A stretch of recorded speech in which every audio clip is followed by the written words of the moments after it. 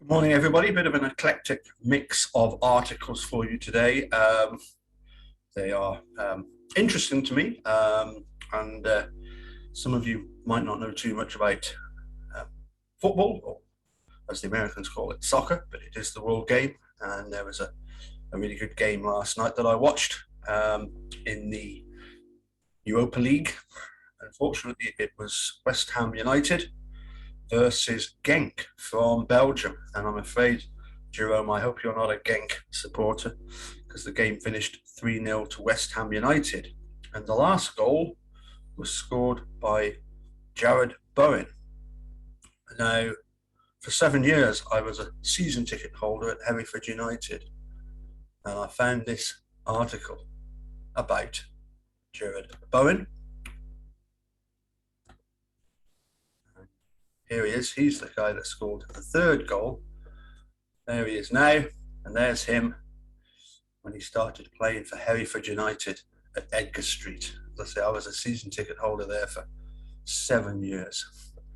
However, jarring pain. Jarrod Bowen recalls watching his beloved Hereford United go bust as the West Ham star backs the Sun's Save Our Clubs campaign. Unfortunately, there's a few teams that have gone bust. Let's come down a bit more, shall we? Jarrod, oh, too far, back up a step. Jarrod Bowen loved watching his beloved Hereford United from the Edgar Street terraces. I must admit, so did I. The young Bowen cheered on the Bulls, as they're known, because of the Hereford Bulls, in League One and League Two, which was the old third and fourth divisions, and played for them in National League aged 7. That's like Division 5, age 17. Now he's a star with West Ham United, a scorer in Europe. Jarrod Bowen is now a Premier League star, but like many, started out in the EFL, the English Football League. Now he is playing for Hereford. The winger broke through at Hereford United and played in their final full season before the club went under. And he was devastated when the 90-year-old club that gave him his fondest childhood football memories and his senior debut was wound up in the High Court, well, 6 years ago, 7 years ago. In the past year, two-time FA Cup winners Bury have been kicked out of the EFL, and Macclesfield went bust last month after 146 years. And Bowen, 23 now, believes it is vital other clubs do not suffer the same fate as English football faces its biggest crisis. Excuse me. Without them, the likes of Bowen might never have made it.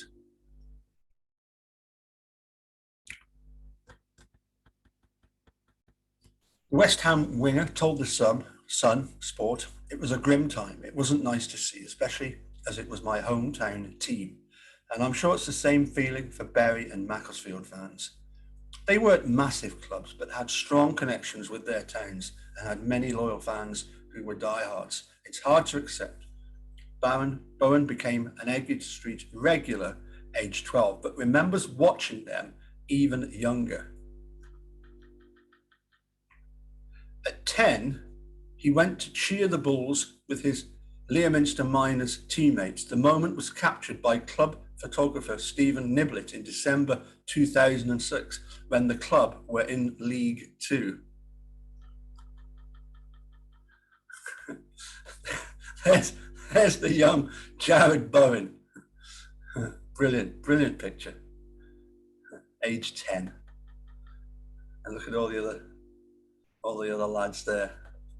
Hereford United. Bowen, left in white, you can't miss him, in Hereford shirt and glasses, would go along to Edgar Street to watch his local team as a youngster.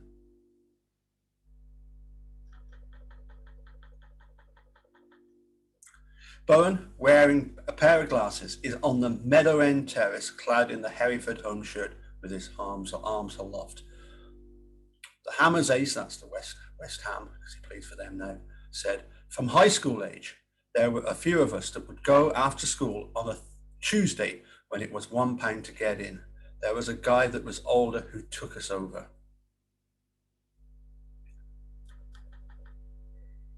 We go because where we were from, Hereford was the main attraction. They were our local team, and being on the terraces at a young age isn't as daunting as going to a big stadium. Edgar Street holds 5,000 people. Um, it's limited to 5,000. I remember going there when there was 17,000 in there, but that's before they put in certain restrictions. There was that enjoyment of watching the game with your mates, standing on the terraces. That's what it's like in the lower divisions. It has been warned EFL clubs could start going bust around Christmas if there is no financial bailout from the Premier League or government, or fans are not allowed to return in some capacity. And Bones said everyone wants the smaller clubs to stay in business. Lower league football provides massive enjoyment for the population of England. Even an FA Cup game, when you get the giant-killing teams hosting Premier League clubs at their stadium, that gives a proper buzz for the fans. Certainly Hereford United, one of the most famous giant-killing teams of all time. And you can bet that gets a mention in this article.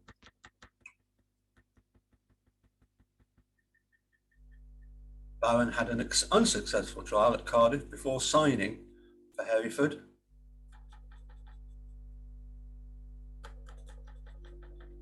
He was handed his senior debut in the National League against Barnet, aged just 17.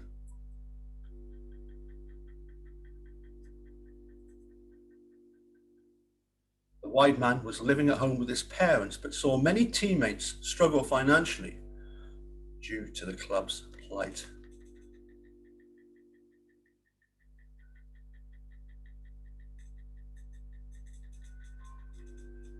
Nice flip-flops, Jared. The Hammers hero will always be grateful to his ex-manager, Pete Beadle, and assistant Steve Jenkins for giving him his Hereford break. Bowen, after an unsuccessful trial with Cardiff, joined the Bulls and made his senior debut in the National League against Barnet, age 17. He can relate to how lower league footballers and staff are worried about losing their livelihoods. He was in a Hereford squad who did not get paid for 6 months before the club went to the wall. Bowen said the club eventually was wound up in the High Court for failing to pay, I believe it was income tax. Bowen said, I was lucky because I was living at home and travelling to Hereford from my parents' house. My only outgoing was a £30 train fare for the week to take me the 15-mile distance. And I didn't have anything to pay, but there were older lads who relied on that money, had kids, a mortgage, and they weren't getting paid. It proved to be the final season of Hereford's history, one that famously included Ronnie Radford's wonder strike in their giant killing of Newcastle in the 72 FA Cup. After Bowen featured in their last game of the 2013-14 season, a 2-1 win at Aldershot, the club were expelled from the National League and wound up in the High Court in December 2014. He said, every one of the lads and the fans, including me, was in freeze mode. We couldn't believe what had happened. Hopefully we will see Hereford back as an established Football League team once again. We had been playing in League One only a few seasons earlier against the likes of Leeds and Leicester. So we went from being an established EFL side to staying up on the last day of the season in the National League, but then being expelled and liquidated. Phoenix club, Hereford FC, apparently we're not allowed to use the United anymore, have since formed and climbed 3 divisions to National League North. And Bowen, who keenly follows their exploits, said they managed to keep the stadium and are on the rise. Hopefully we'll see them back as an established Football League team once again. Bowen will always be indebted to Hereford and ex-manager Beadle and Jenkins gave him his break. He said, it was the best thing I was involved in. The Premier League clubs have the youth setups, but me being at a young age in National League football with fully grown men, some of whom had made hundreds of Football League experiences, matured me. I had a better understanding and felt a lot more at ease in that environment than being surrounded by youth level footballers. When you're in and around that old school, non-league, head it, kick it football, you've got to be tough.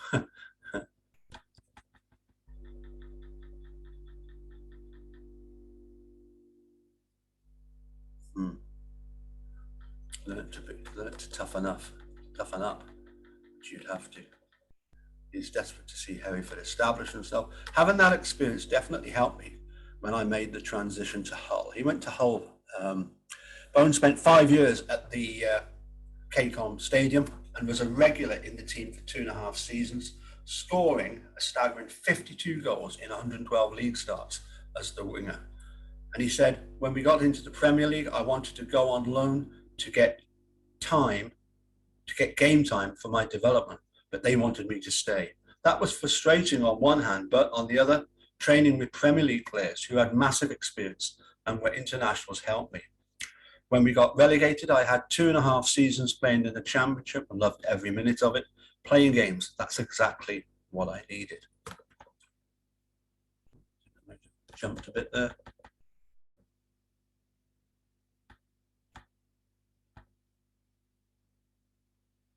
Bowen, now at West Ham, after his £22 million January move, is on fire. He has netted 3 in the last 2 games. A 4-0 win against Wolves, followed by a shock 3-0 victory at Leicester. He said, I scored a few in pre-season, giving me confidence. In the Arsenal game, I had a few shots blocked, then got my first brace against Wolves and scored in the Leicester game. Scoring in the Premier League is another box ticked off. Getting a full season will be good for me. Hopefully I can kick on and have many more years in the Premier League. Not just Premier League now, but Europe as well.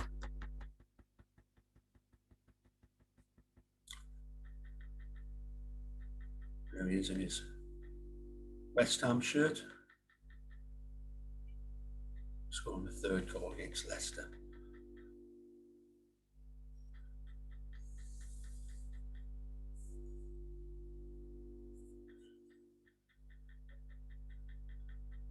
I think that's it as far as that one is concerned.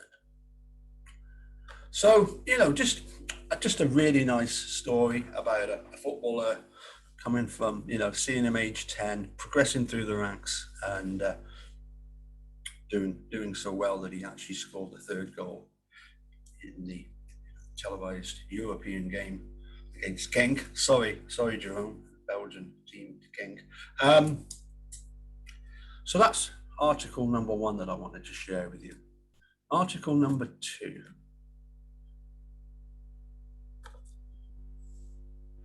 I've been going on about this for a while. First time I watched Green Book was on the way to Australia. I remember on the way back, as people were taking their chairs and talking about what they were going to watch film-wise, several people around me were saying, Green Book, absolutely brilliant film, must watch it. Okay, so at the risk of spoiling some of the scenes for some of you, well, not the scenes, but the sort of basic story. Here is a really good article about the making of Green Book.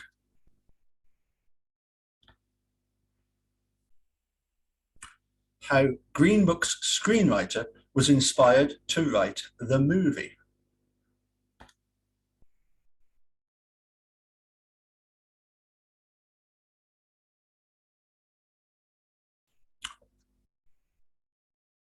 Nick Vallelonga, this is the son of one of the main characters in the film, Tony Vallelonga, but Nick Vallelonga, the son, grew up in a quintessential Italian family in a tight-knit 1960s Bronx community. They went to church. His mother cooked, his father ate. But something differentiated him and his younger brother from the rest of the neighborhood boys. Their father, Tony Lip, was best friends with a world-renowned black piano prodigy in a time and place where interracial friendships were uncommon. That friendship is the subject of the movie Green Book, which arrives in limited theatres November the 16th and is co-written by Nick Vallelonga, Brian Hayes Curry, and director Peter Farrelly. Green Book is nominated for 5 Oscars, including Best Picture, Best Actor, Best Supporting Actor, Best Original Screenplay, and Best Film Editing.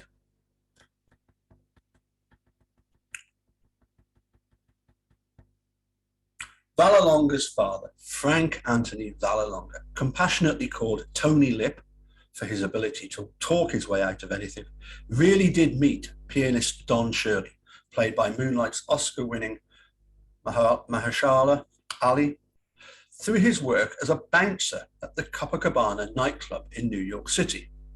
The two really did take a road trip together through the Jim Crow South for Shirley's concert tour in 1962, as the film chronicles. Tony Lip, who had no musical promise himself, was hired as a driver and protector for Shirley amid the dangers posed by such a journey for a black man in the deep South. And yes, Tony Lip, played by Viggo Mortensen, really did eat 25 hot dogs in one sitting. And that's covered in the film as well.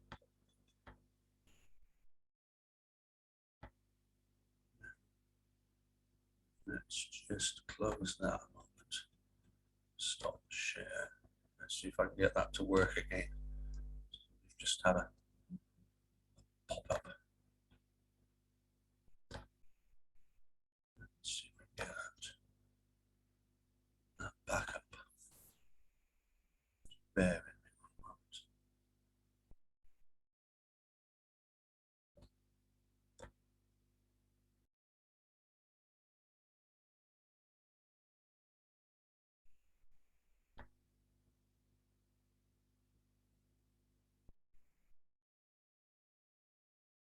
No.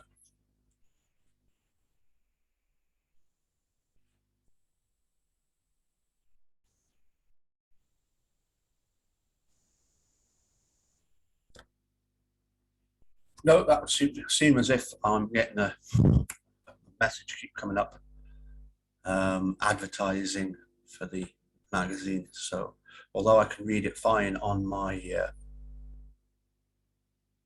my phone, for some reason I can't get it to load up. So we'll just move on to the next article.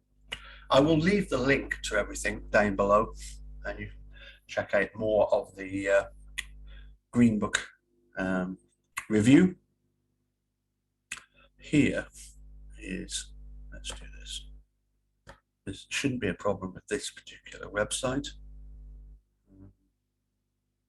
I must admit, you do sometimes come across, pages where you have to obviously subscribe, and I'm certainly not going to subscribe to every single newspaper out there.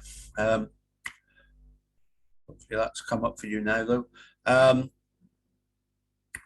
As well as football, obviously I love my Hereford United, but since 1988, I've been a big Berwick Bandit fan, and we had some great news this morning, and that is, as it says here, Bomber the Bandit. Your Berwick Speedway promotion are delighted to announce that British Speedway legend Chris Bomber Harris will be a Berwick Bandit in 2022. Harris, who comes off the back of one of his most spectacular seasons in the Premiership, has an exceptional role of honour, including multiple British titles, league titles, and that unforgettable win in the British Grand Prix at Cardiff. Chris Harris is without doubt one of Berwick's most star-studded acquisitions ever, and with team building well underway, March 2022 cannot come round quick enough. That's when the season at the moment is ended because of the bad weather for winter, and starts again in March, typically the middle end of March. Oh, this is written by my good pal Lawrence Heppel, who is one of the announcers at the Speedway. He's actually a really fine piano tuner and comes and tunes various people's pianos. Bandit's owner promoter Jamie Courtney said this morning, and I totally agree with this, if there's ever been a rider made for the track, for our track, it's Bomber at Shielfield Park. So let me start again. If there's ever been a rider made for a track, it's Bomber Chris Harris at Shielfield Park. And we can all look forward to witnessing him in Bandit's colours, giving it absolutely everything and thrilling the crowds on a Saturday night.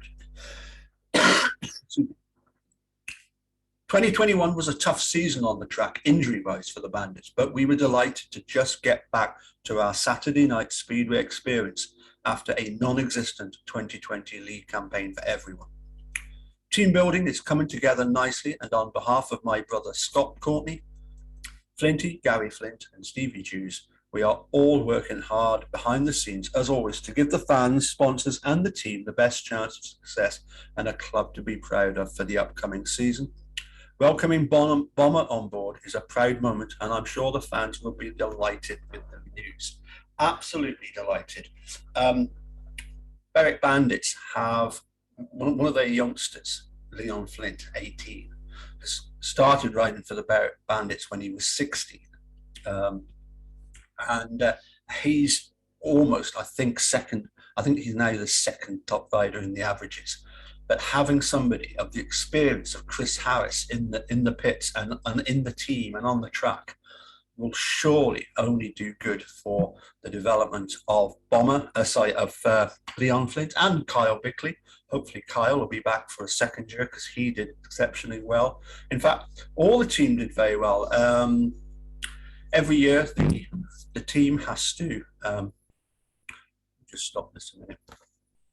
Every year in Speedway, the promoters put together a team of 7 riders, and there are certain restrictions on on who they can have in their team based on how well the riders are doing. So a good rider will have a really high average. They race 4 races that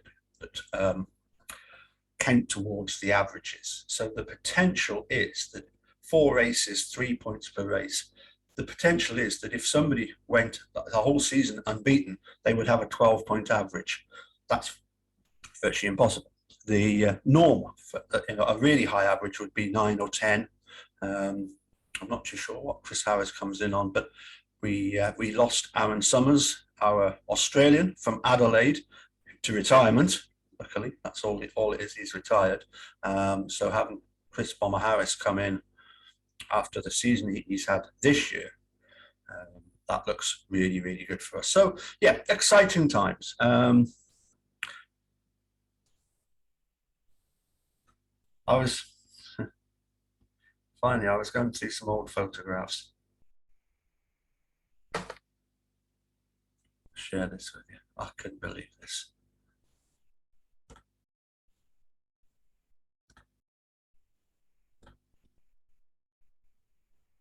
Let's go back. See if this will come up. Share screen.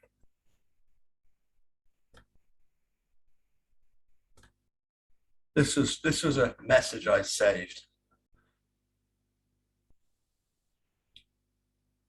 Obviously referring to Stephen Avery, and it kind of sums up what I was saying about, Anjanette Levy, castigating Dean Strang for making Andy Colburn look like a clown, and this is just bizarre, but really funny. Even if the system is crooked, even if perfectly well it's crooked, that man is guilty. Oh, for goodness sake, that just made my day. That is just priceless, isn't it?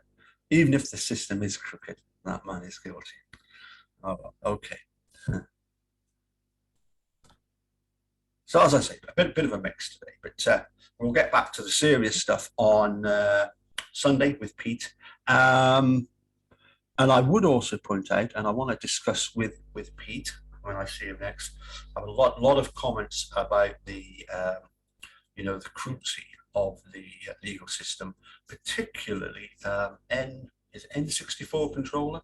Thank you for your comments, and I do want to get on and address some of them because they were excellent comments. So yeah, I'm gonna save that for hopefully a chat with Pete. Anyway, hope that's been a bit varied, something a bit different, not all doom and gloom all the time. We have to have a little bit of rest and relaxation and entertainment. As I say, I'm sorry I couldn't complete that article about the film Green Book, but maybe that was a blessing. Maybe I didn't need to give too much of the game away. If you haven't watched the film, watch the film and then read the article. Anyway, take care. We'll catch you all soon. Bye for now.